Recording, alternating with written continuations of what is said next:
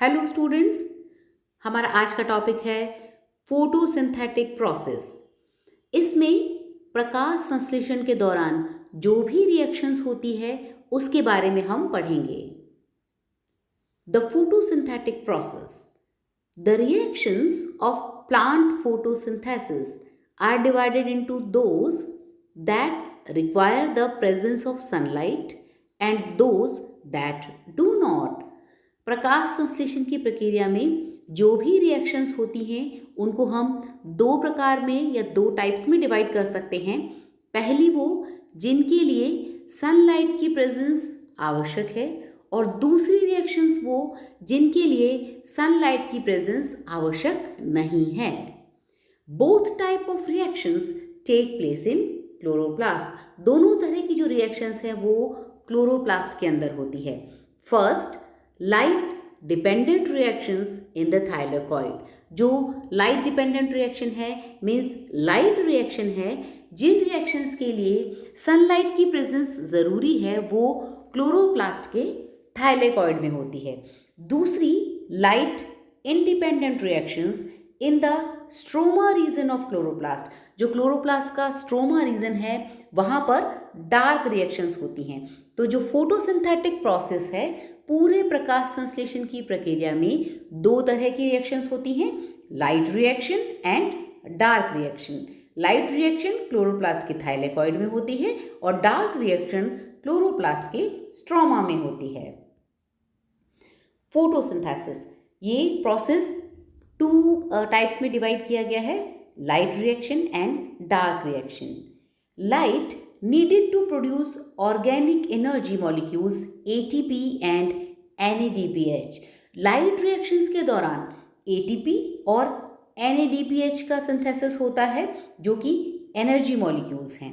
और जो dark reaction है इसमें नो लाइट नीडेड, यहाँ पर लाइट की ज़रूरत नहीं है। इनफैक्ट लाइट रिएक्शन के दौरान जो ATP और NADPH बनते हैं उन्हें काम में लिया जाता है, उन एनर्जी मॉलिक्यूल्स को काम में लिया जाता है ग्लूकोज के प्रोडक्शन के लिए। तो इस तरीके से जो हमारा फोटोसिंथेसिस का प्रोसेस है उसकी दोनों reactions, light reaction and dark reaction, आपस में कोरिलेटेड हैं। लाइट रिएक्शन में सनलाइट की एनर्जी को ATP और NADPH के अंदर कन्वर्ट कर दिया जाता है और इन एनर्जी मॉलिक्यूल्स को काम में लिया जाता है डार्क रिएक्शन में। इस डायग्राम में जैसा कि हम देख सकते हैं, ये क्लोरोप्लास्ट के अंदर थाइलेकॉइड, यहाँ पर लाइट रिएक्शन होती है।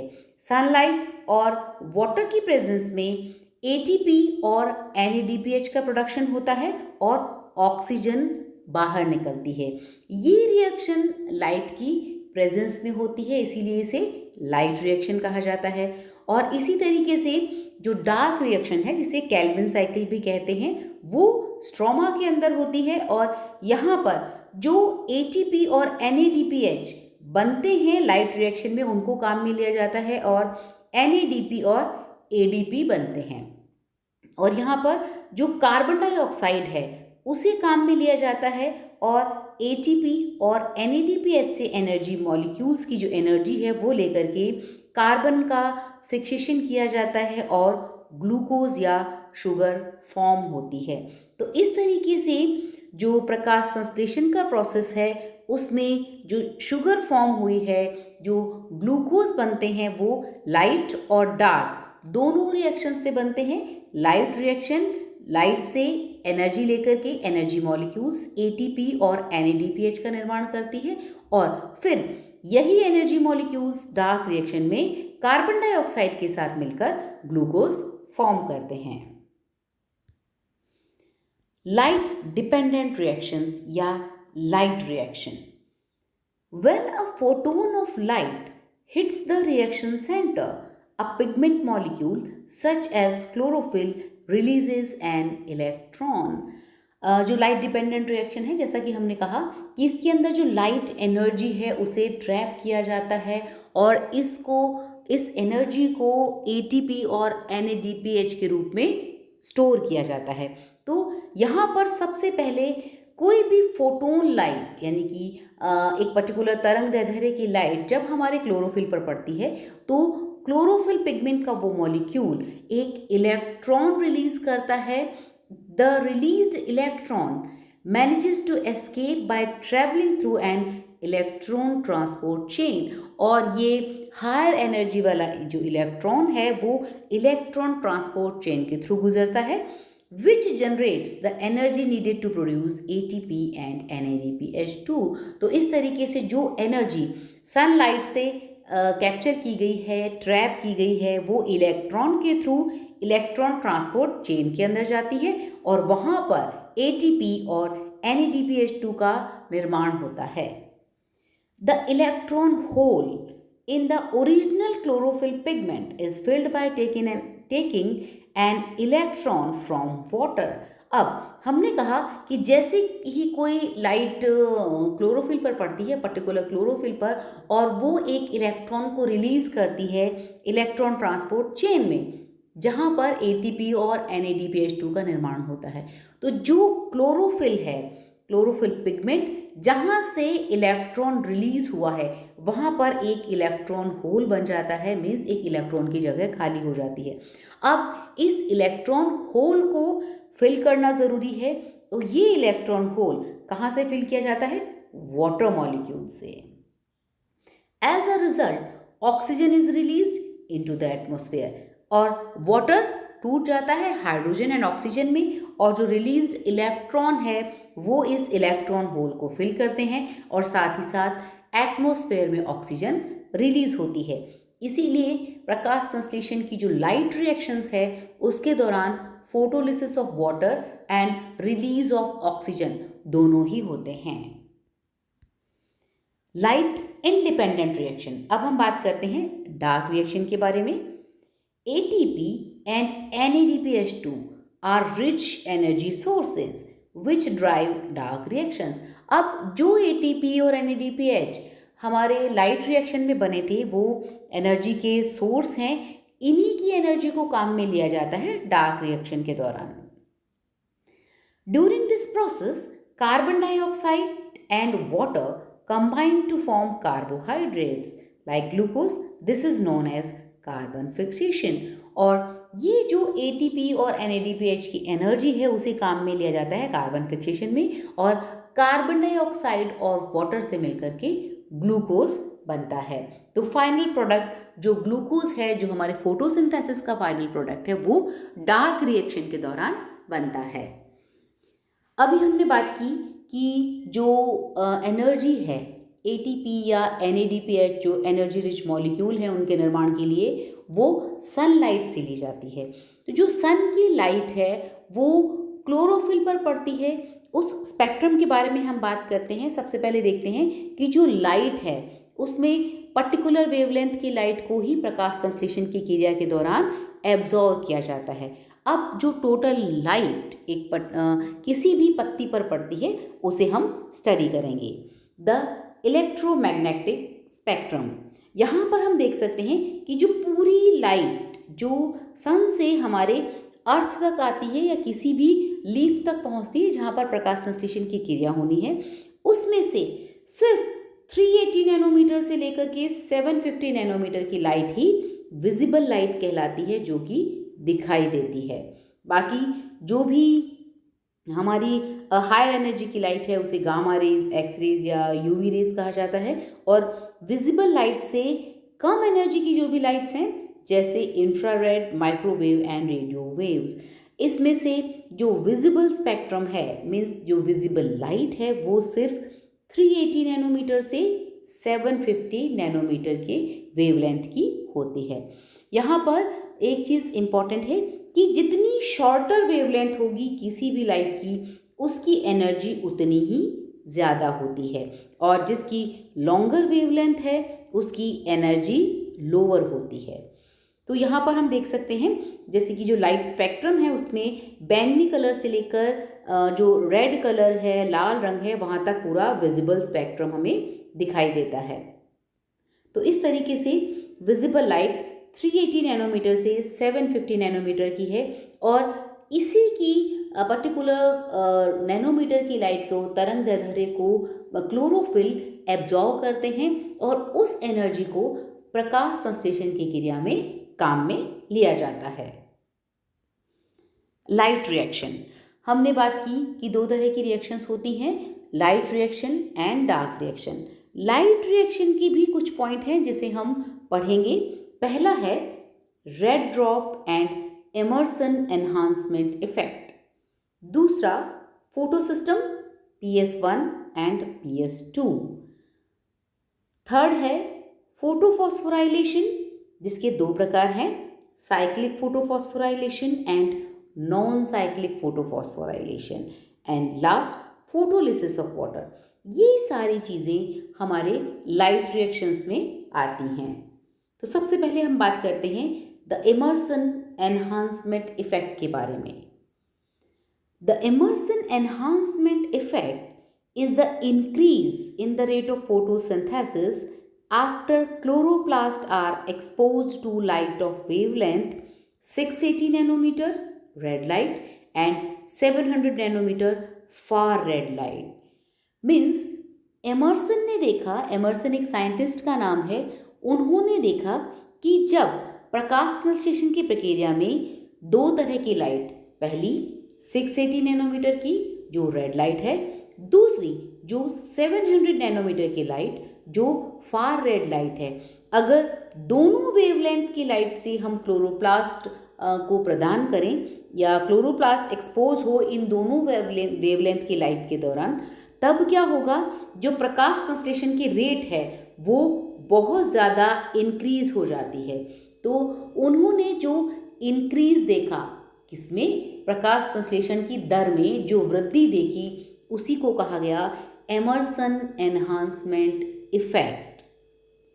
When simultaneously expose to light of both wavelengths, यहाँ पर देखिए दोनों ही प्रकार की जो वेवलेंथ की लाइट है, कौन कौन सी, red light and far red light, इन दोनों ही प्रकार की लाइट जब क्लोरोफिल पर पड़ती है, the rate of photosynthesis is far higher than the sum of red light and far red light.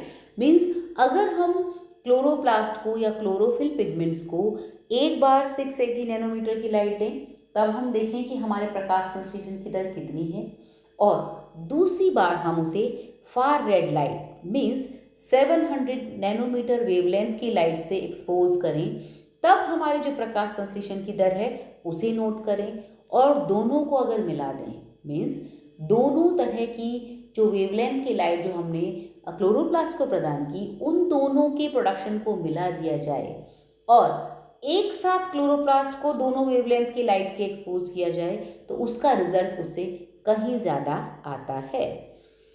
The effect was early evidence that two photo systems possessing या processing different wavelengths cooperate in photosynthesis। इससे ये result देखने को मिला कि ज़रूर दो प्रकार के कोई फोटो सिस्टम होते होंगे, जिसमें से एक 680 नैनोमीटर की लाइट को एब्जॉर्व करता है और प्रकाश संश्लेषण का काम करता है, दूसरा 700 नैनोमीटर की लाइट को एब्जॉर्व करता है और फिर प्रकाश संश्लेषण की क्रिया में हेल्प करता है।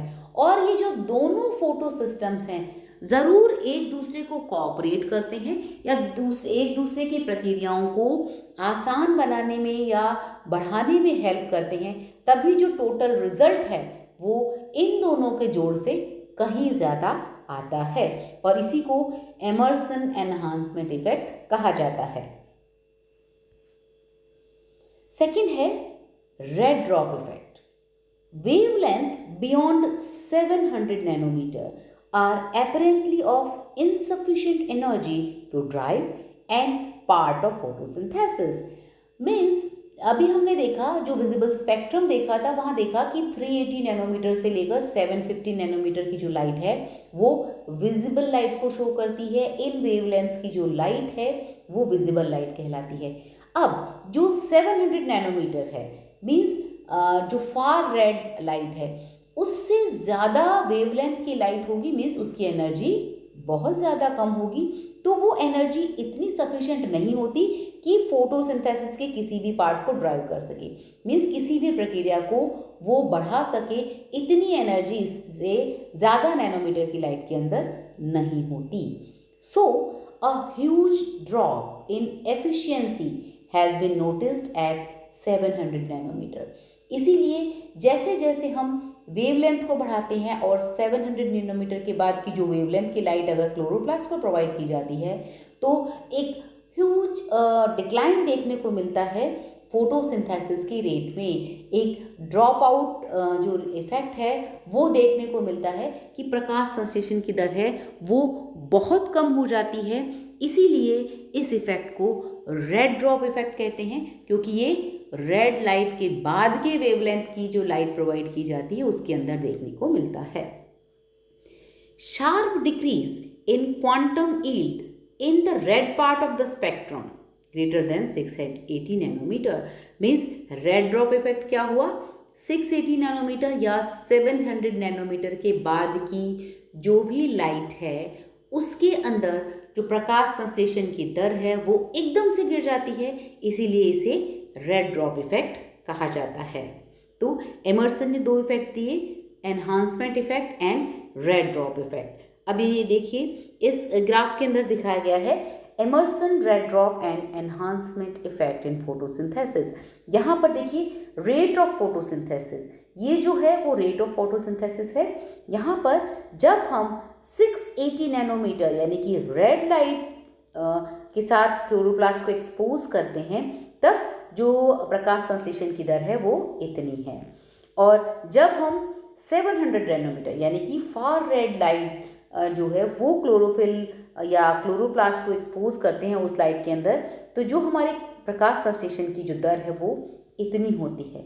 लेकिन अगर हम दोनों लाइट एक साथ प्रोवाइड करें मीन्स 680 नैनोमीटर और 700 nanometre, red plus far red, दोनों प्रकार के वेवलेंथ की लाइट को एक साथ क्लोरोप्लास्ट को दिया जाए तो उसके प्रकाश संश्लेषण की दर इन दोनों के जोड़ के बराबर होनी चाहिए, बिल्कुल यहाँ तक होनी चाहिए। लेकिन जो हमें टोटल रिजल्ट देखने को मिलता है वो मिलता है कि ये जो प्रकाश संश्लेषण की दर है वो इससे कहीं अधिक है, दोनों के टोटल से कहीं अधिक है। तो ये इस बात को प्रूव करता है कि ये दोनों जो वेवलेंथ की लाइट हैं 680 और 700 ये खुद के प्रकाश संश्लेषण का काम तो करती ही हैं, लेकिन अगर दोनों को साथ में दिया जाए यानी दोनों प्रकार की लाइट साथ में क्लोरोप्लास्ट को मिले तो जो प्रकाश संश्लेषण की दर है वो कहीं अधिक होती है। मीन्स दोनों एक दूसरे को कोऑपरेट करते हैं, एक दूसरे की रिएक्शंस में हेल्प करते हैं, जिसकी वजह से प्रकाश संश्लेषण की दर इतनी अधिक बढ़ जाती है और इसी को एनहांसमेंट इफेक्ट भी कहते हैं। Red drop effect and enhancement effect. The quantum yield drops dramatically in the far red region of chlorophyll absorption greater than 680 nanometer known as red drop effect.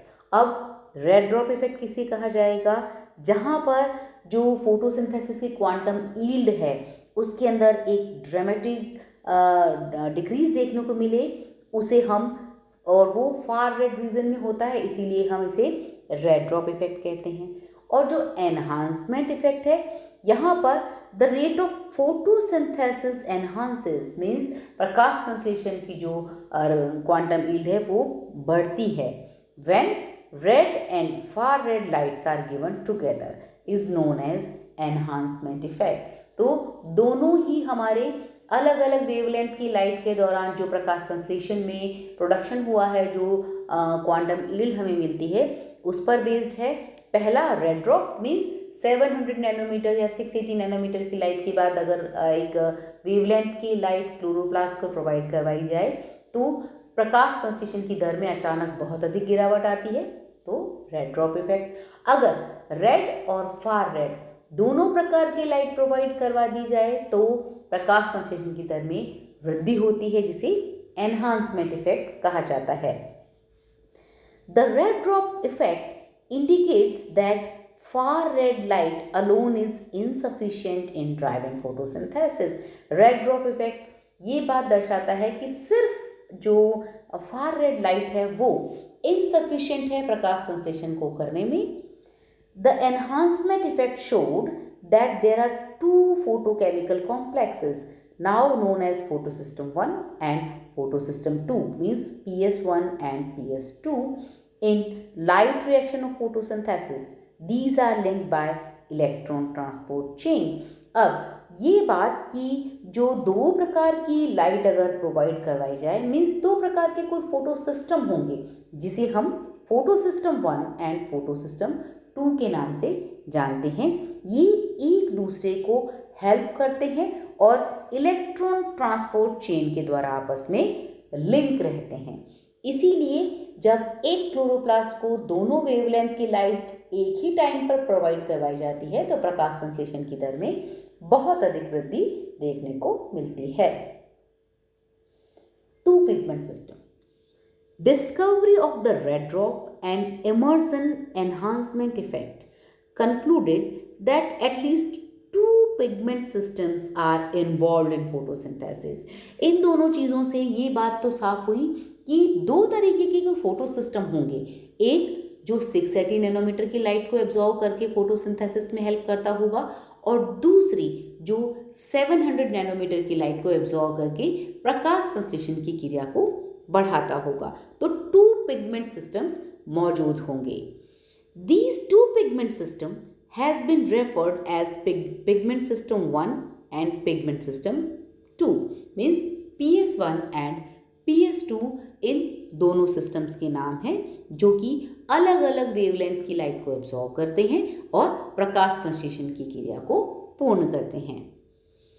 The presence of 2 such systems has been supported by studies based on chloroplast fractionation process which showed 2 types of particles within the chloroplast membrane, smaller and lighter particles जिसे PS1 कहा गया and larger and heavier particles of PS2। यहाँ पर जब और study की गई, पहले इन दोनों इफेक्ट से ये प्रूव हुआ कि ज़रूर 2 सिस्टम हैं। अब इनको जब डिटेल में स्टडी किया गया तो ये देखा गया कि बिल्कुल क्लोरोप्लास्ट मेम्ब्रेन के अंदर 2 सिस्टम हैं। पहला PS1 जिसके अंदर स्मॉलर एंड लाइटर पार्टिकल्स हैं और दूसरा PS2 जिसमें larger and heavier particles include हैं। Each photosystem is a network of chlorophyll A molecules। अब जो फोटो सिस्टम की हम बात कर रहे हैं वो क्या है? वो chlorophyll A molecules, accessory pigments like chlorophyll B, carotenoids and associated proteins held with them। और कुछ एसोसिएटेड प्रोटीन्स हैं जो इन मॉलिक्यूल्स को आपस में बांधे रखते हैं, बाइंड करते हैं। And protein matrix on the surface of the photosynthetic membranes. तो फोटो सिस्टम किसे कहा जाएगा?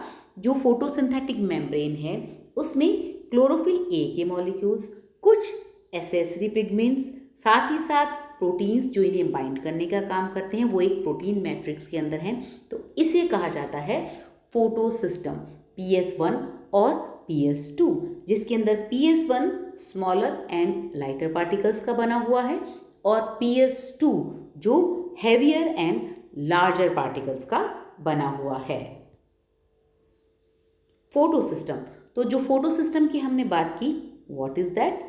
Photo systems are functional and structural unit. तो ये जो फोटोसिंथेसिस की फंक्शनल और स्ट्रक्चरल यूनिट है जिसे हम फोटो सिस्टम कहते हैं, of protein complexes involved in photosynthesis that together carry out the primary photochemistry of photosynthesis।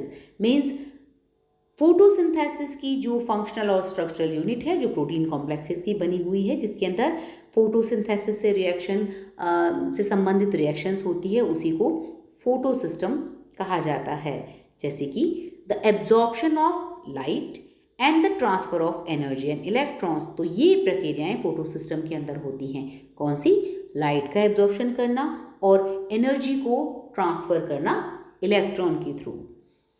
Photo systems are found in the thylakoid membranes of the plant. और ये photo system हमारे chloroplast की जो thylakoid membrane है उस पर present होते हैं। तो a photo system is a complex in which photosynthetic pigments are arranged in the form of clusters for the efficient absorption and utilization of sunlight.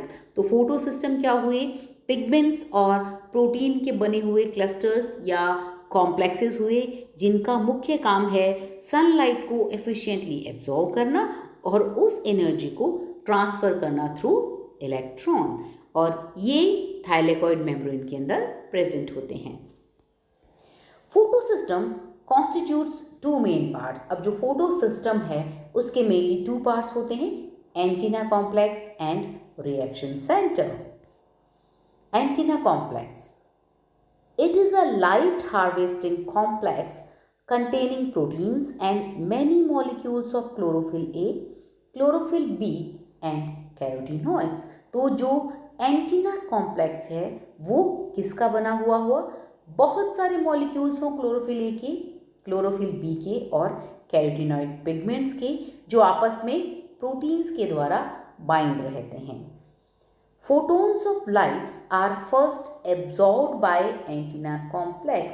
अब जो भी लाइट है, विजिबल लाइट है, वो हमारे क्लोरोप्लास्ट पर पड़ती है और उसमें से जो एंटीना कॉम्प्लेक्स है वो उस लाइट को एब्जॉर्ब कर लेता है, which then transfer the energy to the reaction center।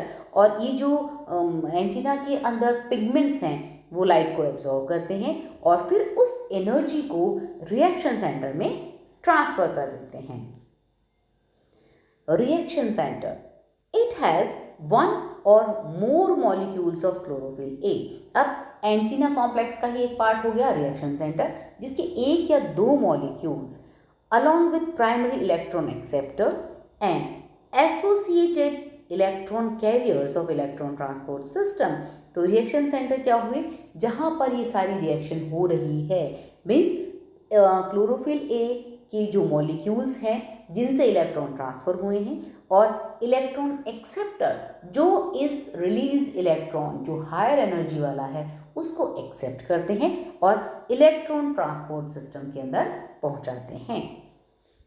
It receives the absorbed sunlight energy from the antenna complex and convert the energy into chemical energy। तो रिएक्शन सेंटर के अंदर जो सनलाइट है, जो एंटीना कॉम्प्लेक्स ने absorb की थी, उस एनर्जी को यूज़ करते हैं केमिकल एनर्जी मीन्स ATP या NADPH2 को कन्वर्ट करने में। How a photo system harvest light. अब हम बात करते हैं, अभी हमने कहा कि फोटो सिस्टम में जो एंटीना कॉम्प्लेक्स है वो लाइट को एब्जॉर्ब करता है। देखिए किस तरीके से लाइट को एब्जॉर्ब करता है। यहाँ पर देखिए एक फोटोन जो हमारे एंटीना कॉम्प्लेक्स, ये पूरा एंटीना कॉम्प्लेक्स है जो कुछ मॉलिक्यूल्स का बना हुआ है, क्लोरोफिल ए, बी और कैरोटीनॉइड्स कुछ पिगमेंट्स हैं, साथ ही साथ ये प्रोटीन्स के द्वारा बाइंड रहता है। तो ये जो एंटीना पिगमेंट मॉलिक्यूल्स हैं इनके ऊपर फोटोन की एनर्जी या फोटोन लाइट पड़ती है। अब यहाँ पर एनर्जी का ट्रांसफ़र होता है और यहाँ से ये जो सेंटर में आप देख रहे हैं दिस इज रिएक्शन सेंटर। यहाँ पर जो क्लोरोफिल मॉलिक्यूल मौजूद है उससे इलेक्ट्रॉन ट्रांसफ़र किए जाते हैं। इलेक्ट्रॉन ट्रांसफ़र देख रहे हैं जिस तरीके से ये जो इलेक्ट्रॉन ट्रांसफ़र किए जाते हैं और एक प्राइमरी इलेक्ट्रॉन एक्सेप्टर होता है जो उस हाई एनर्जी के इलेक्ट्रॉन को एक्सेप्ट करता है और ये इलेक्ट्रॉन ट्रांसपोर्ट चेन के थ्रू ATP या NADPH2 का निर्माण करते हैं। तो इस तरीके से जो फोटो सिस्टम्स हैं उनके अंदर पिगमेंट मॉलिक्यूल्स के कॉम्प्लेक्स होते हैं जो फोटोन एनर्जी से इलेक्ट्रॉन रिलीज करके जो प्राइमरी इलेक्ट्रॉन एक्सेप्टर है वहाँ तक पहुँचाते हैं और वहाँ से ETS साइकिल के दौरान ATP या NADPH2 का निर्माण होता है जिसका उपयोग डार्क रिएक्शन या केल्विन साइकिल में किया जाता है ग्लूकोज के निर्माण में। There are two kinds of photo system. Photo system दो प्रकार के होते हैं, जैसा कि इमर्सन एनहांसमेंट इफेक्ट में हमें देखने को मिला था। उससे जो साइंटिफिक स्टडी की गई, ये रिजल्ट निकल कर आया, ये कंक्लूड किया गया कि ज़रूर कोई दो फोटो सिस्टम है जिनमें से एक 680 नैनोमीटर की लाइट को एब्जॉर्व करता है और दूसरा 700 नैनोमीटर की लाइट को एब्जॉर्व करता है। ये जो फोटो सिस्टम है PS second and PS first. The main difference between photosystem first and photosystem second is the absorption peak. इन दोनों photosystem में जो basic difference है वो इनके absorption peak का है. Photosystem first has an absorption peak of 700 nanometers. जो photosystem first है PS1 है वो 700 nanometer की light को absorb करता है, means far red light को absorb करता है. While photosystem second has an absorption peak of 680 nanometer और जो PS system second है वो 680 nanometer की लाइट को एब्जॉर्ब करने का काम करता है. ये देखिए दो फोटो सिस्टम्स हमें दिखाए गए हैं, photo system second and photo system first. Photo system second light energy को एब्जॉर्ब करते हैं और यहाँ पर ये एंटीना कॉम्प्लेक्स है. यहाँ से P680 यानी जो 680 नैनोमीटर की लाइट को एब्जॉर्ब करते हैं क्लोरोफिल, वहाँ से इलेक्ट्रॉन पेयर के रूप में प्राइमरी एक्सेप्टर फियोफाइटीन के द्वारा ये इलेक्ट्रॉन एक्सेप्ट कर लिए जाते हैं और इलेक्ट्रॉन ट्रांसपोर्ट चेन के थ्रू ATP और NADPH2 का निर्माण करते हैं. इसी तरीके से जो दूसरा सिस्टम है दूसरा फोटो सिस्टम फर्स्ट, जिसके अंदर लाइट एनर्जी को एब्जॉर्ब किया जाता है, ये एंटीना कॉम्प्लेक्स आप देख रहे हैं, और इसके अंदर P700 ये स्पेशल पेयर जो इलेक्ट्रॉन क्लोरोफिल मॉलिक्यूल्स का है, इससे इलेक्ट्रॉन यहाँ पर जो प्राइमरी एक्सेप्टर है क्लोरोफिल A0 है, यहाँ पर ये जो हमारा फोटो सिस्टम फर्स्ट है वो P700 मीन्स 700 नैनोमीटर की लाइट को एब्जॉर्ब कर रहा है और फोटो सिस्टम सेकेंड है वो 680 नैनोमीटर की लाइट को एब्जॉर्ब करता है. और ये दोनों ही फोटो सिस्टम इलेक्ट्रॉन्स रिलीज करते हैं जो एनर्जी रिच एनर्जी वाले होते हैं और ATP और NADPH2 का निर्माण करते हैं. फोटो सिस्टम फर्स्ट, यहाँ पर देखिए जो PS सेकेंड सिस्टम से जो इलेक्ट्रॉन आता है वो इलेक्ट्रॉन यहाँ पर एनर्जी फ्रॉम टू फोटोन्स, जो दो फोटोन्स सपोज सन की लाइट से जो एनर्जी आ रही है, ये एनर्जी रिएक्शन सेंटर से जो दो इलेक्ट्रॉन रिलीज किए जाते हैं उन इलेक्ट्रॉन्स को फिल किया जाता है फोटो सिस्टम सेकेंड से आने वाले इलेक्ट्रॉन्स के द्वारा. अब ये जो इलेक्ट्रॉन हैं ये 2 इलेक्ट्रॉन्स डिलीवर किए जाते हैं प्राइमरी एक्सेप्टर को और यहाँ से फेराडॉक्सिन से होते हुए NADP जो रिडक्टेज एंजाइम है उसकी प्रेजेंस में NADPH का या NADPH2 का निर्माण होता है. तो photo system first P700 nanometre की लाइट को एब्जॉर्ब करता है और NADPH2 का निर्माण होता है.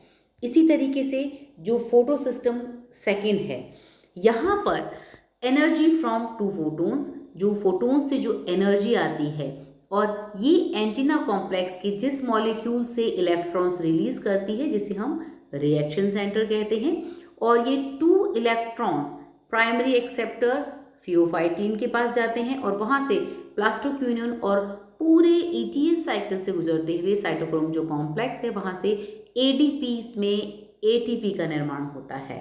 तो इस तरीके से यहाँ पर जो इलेक्ट्रॉन रिलीज हो रहे हैं उन इलेक्ट्रॉन होल्स को भरने के लिए वाटर मॉलिक्यूल स्प्लिट करते हैं और 2 इलेक्ट्रॉन इस इलेक्ट्रॉन होल को फिल करते हैं.